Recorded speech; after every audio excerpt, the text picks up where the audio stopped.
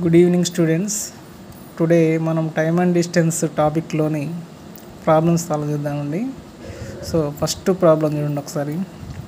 A person covers certain distance in 8 hours at a speed of 6 km/h and some more distance in 10 hours at a speed of 4 km/h.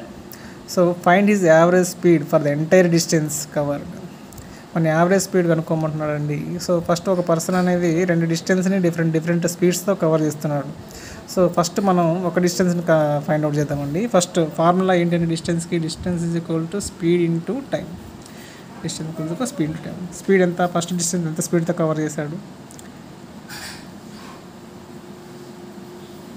First distance ఎంత స్పీడ్తో cover చేశాడు, 6 km/h. 6 into ఎంత టైంలో 8 hours is equal 6 8s 48. ఇది first distance అండి.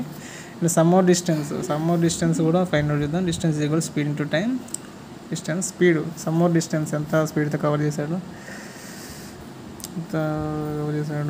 4 km/h. 4 into time ఎంత టైంలో 10 hours ఇది 4 10s 40.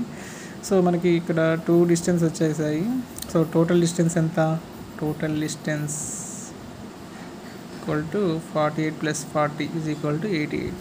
మన యావరేజ్ స్పీడ్ కనుక్కోమన్నాడు. యావరేజ్ స్పీడ్ ఫార్ములా ఏంటి, average speed is equal to total distance by total time.